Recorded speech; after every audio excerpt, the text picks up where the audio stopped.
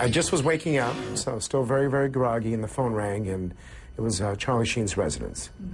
And someone at his house, I didn't really know who it was, mentioned that Charlie was having some severe abdominal pains. So, at that point, I spoke to Charlie for a few minutes. He got on the phone, and he said he was in a lot of pain. And remember, I'm Charlie's friend. I'm not his doctor. I'm a facial plastic surgeon. So the best thing to do, like we would do with anything, is call 911. How did he sound? Well, when I spoke to Charlie, he sounded like he was in a lot of pain. Severe pain. Did he sound in pain and inebriated, or could you tell?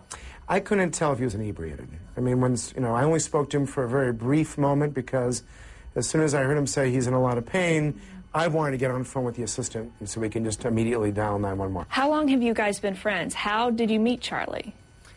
I met Charlie. Actually, they got married at our house. So Adrian and I hosted their wedding. Which wife? Brooke. Brooke, okay. Brooke Mueller. And so they wanted to get married, and a mutual friend introduced all of us, and they said, let's get married at, can we get married at your house?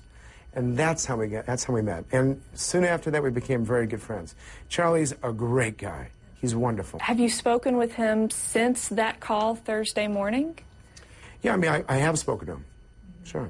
And what did he say? Well, I was already at the hospital.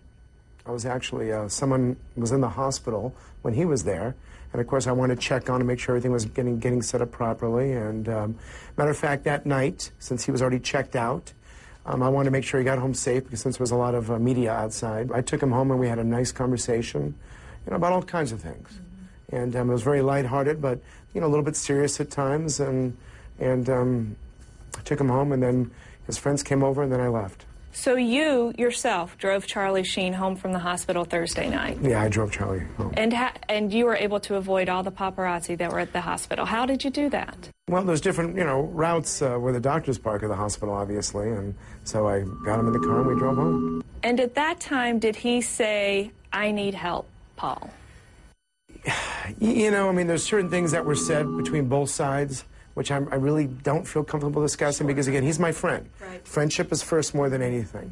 Are you hopeful that he will get the help he needs to maintain his sobriety? Because a lot of people around him, fans, friends, family, are very concerned for him. Well, obviously, we all want Charlie B, to have his... we all want Charlie to keep his sobriety. That's what everyone would want. And obviously, no one can push someone to do it. We can recommend things. We can be that person's friend. God willing, this was maybe a little bit of a scare for him, and this might be it. His manager is saying that he's not rehabbing in a traditional rehab facility. Rather, he's doing it at home to protect his privacy. What are your thoughts about that? About where you rehab, to me, it doesn't matter. To me, this is my opinion. I'm not an expert on this. But if you have someone with you that's helping you, whether it's at another facility or at home, especially if you're in your environment, that'd be nice to be at your own environment as long as you have the right structure and the way, the way things are supposed to be.